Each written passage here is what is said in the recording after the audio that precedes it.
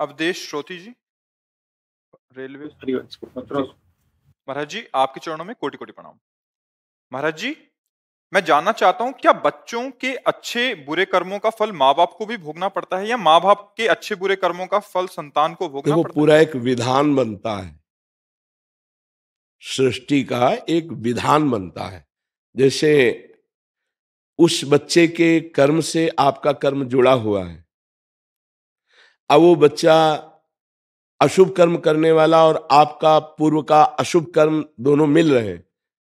अब वो ऐसा पैदा होगा कि उसका आतंक बढ़ेगा, दुष्टता बढ़ेगी, और आप सुन सुन करके जलोगे, आपको गालियां मिलेंगी, आपका अपमान होगा, आप हर समय जलते रहोगे।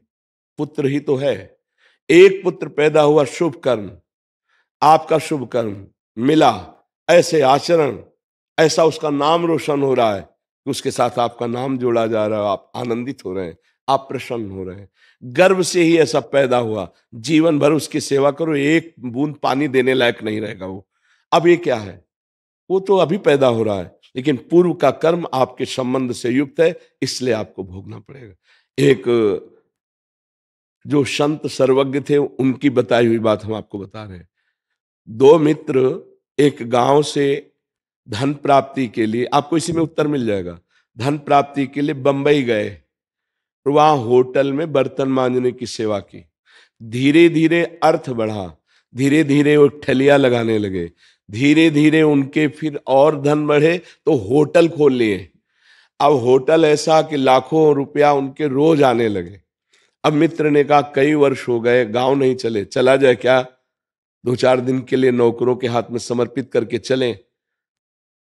एक मित्र के मन में आया कि कौन जानता है कि हमारे पास है, अगर इसको मार देते हैं तो पूरा होटल मेरा, पूरी संपत्ति मेरी। तो उसने कहा अवश्य चलेंगे, और भोजन में जहर मिला दिया, और वो मित्र मर गया। अब इसके बाद वो होटल भी बेच दिया, संपत्ति ली, गांव आया।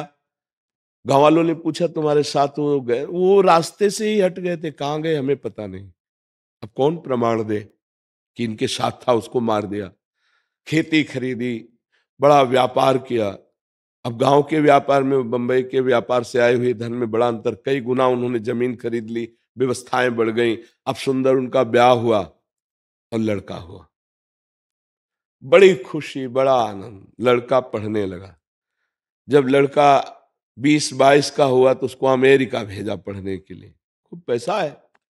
अब वहां बीमारी शुरू हुई, ऐसी बीमारी उसके अंदर हो गई, गंदी बीमारी, कि पैसे से पैसे यहां जाते रहे, जाते रहे, जाते रहे। खेती बेच डाली, जो जो खरीदा था सब बेच डाला, जो पर्सनल था वो भी बेच डाला। अब उधार लिया वो भी, दवा के लिए पैसे नहीं रह गए। अमेरिका से वापस लाए, बैठकर रो रहे थे, उसको गोद में ऐसे रखे हुए, बेटा सर्वनाश हो गया, मेरे पास कुछ नहीं जिससे मैं तेरी सेवा कर सकूं। वो मुस्कुराया, उसने कहा जाना, मैं वही तुम्हारा दोस्त हूं जिसको तुम जहर दे के आए थे, कोई नहीं जाना। अब मैं तुम्हारे पुत्र के रूप में जन्म लिया और तुम्हारा सर्वनाश देखो हो गया ना, अब मैं जा रहा हूं। अब जिंदगी भर तुम जैसे थे उससे भी नीचे गिरकर जलते रहोगे, और उसका परिणाम तो अभी नहीं, ये ब्याज है, परिणाम तो नरक भोगने को मिलेगा। तुमने मित्र द्रोह किया, आया तो पुत्र बन के, लेकिन नाश किया ना, कर्मों का भोग। दोनों का संयोग मिलता है, पिता और पुत्र का, तभी होता है। एक पुत्र आता है, पिता का नाम रोशन करता है, पिता सुखी। एक पुत्र आता है, थप्पड़ मार के बुढ़ापे में घर से बाहर निकाल देता है। कर्म, दोनों के संयोग, कर्म के संयोग से ही पत्नी, पुत्र, पिता, माता, इनका एक समुदाय होता है। वो कर्म के संयोग से ही उनको रखा जाता है। उनका कर्म किसी जन्म का है, उसका विधान वो सुखद या दुखद देता है। कोई कोई पुत्र है कि जन्म लिया पधर गया, कोई कोई जन्म लिए और जन्म से ही वैभव, सुख, संपत्ति, यश, कीर्ति। कोई कोई जन्म लिए, जन्म से ही सब ह्रास और नष्ट होना शुरू। ये दोनों के कर्म के संयोग से होता है। अकेले ना पिता का कर्म होता है, ना अकेले पुत्र का कर्म होता है। समझ पा रहे हैं आप? राधे राधे। राधे राधे। श्री हरिवंश महाराज श्री। महाराज श्री, हमारी एक संस्था है जो जरूरतमंदों को अनाज देते हैं, पर कुछ लोग हमें बोलते हैं कि आप इससे उनको कमजोर कर रहे हैं, इससे वो कुछ नहीं करेंगे। अतः आपसे प्रार्थना है कि आप हमारा मार्गदर्शन करें कि हम इस सेवा को कैसे सुचारू रूप से करें। ऐसे लोगों की बातें नहीं सुनते हैं, ये बहिर्मुख लोग होते हैं, उनको क्या पता कि कितने ऐसे हमारे भारत में जिनको चैन से रोटी नहीं मिलती है, क्योंकि गांव में वो दृश्य हमने देखे हैं। जो ऐसे लोग हैं उनका सहयोग करना चाहिए। कोई भी मनुष्य ऐसा नहीं कि कायर बन के जीना चाहता है।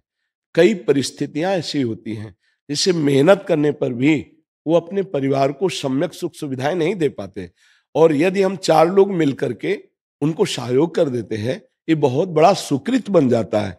ये बातुल भूत विवश मतवारे, ते नहीं बोले ही बचन विचारे, तिनकर कहा सुनी नहीं काना, गोस्वामी जी ने कहा। ऐसे लोगों की बातें नहीं सुनते। जैसे कहते हैं ये भिखारी हैं, इनको क्यों देंगे तो ये ऐसे कायर बने रहेंगे। नहीं, कई ऐसे हैं जिनके शरीर काम नहीं कर रहे हैं, और अगर उनको आप कुछ भोजन या व्यवस्था कर देते हैं, वो भगवान के सहारे जी रहे हैं, तो उनके प्रति ऐसा नहीं। हाँ, कुछ ऐसे हैं जो इस तरह का नाटक करके व्यसन आदि करते हैं, उसमें थोड़ा ध्यान दे देना चाहिए। कुछ जरूरतमंद है, कुछ ऐसे हैं कि जो छल करके ऐसी लीलाएं करते हैं, नाटक करते हैं, और फिर शराब आदि पीते हैं, फिर गंदे आचरण में उतरते हैं। उनको देख लेना चाहिए कि अगर ऐसे कहीं पाए जाएं स्वभाव में, तो उनका सहयोग नहीं करना चाहिए।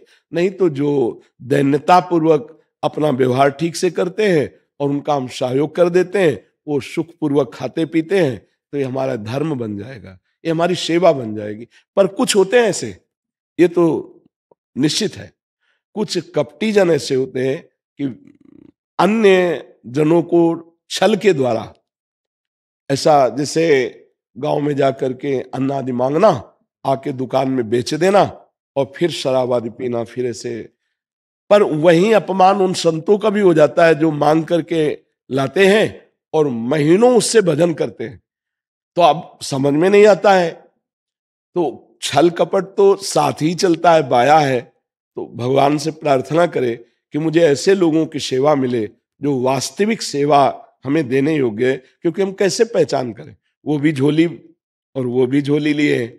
एक अपनी झोली से मांग के लाता है, 1 महीने भजन करता है उसी अन्न से, और एक आता है वो बेच देता है, उसकी शराब पीता है।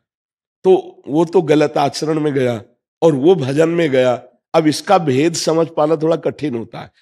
अगर कहीं निषेध किया जाए तो ऐसे निषेध किया जाए जो हमारी दी हुई वस्तु का दुरुपयोग करते हैं, हम उनको न दें। लेकिन जो वास्तविक जानते हैं कि सदुपयोग होगा, तो वहां दे देना चाहिए। ऐसे लोगों की बातें नहीं सुननी चाहिए। कुछ 10% ऐसे निकलते हैं जो गलत होते हैं, 90% जरूरतमंद वाला ही होते हैं। हाँ, बिल्कुल बिल्कुल ऐसा ही है, बिल्कुल जी।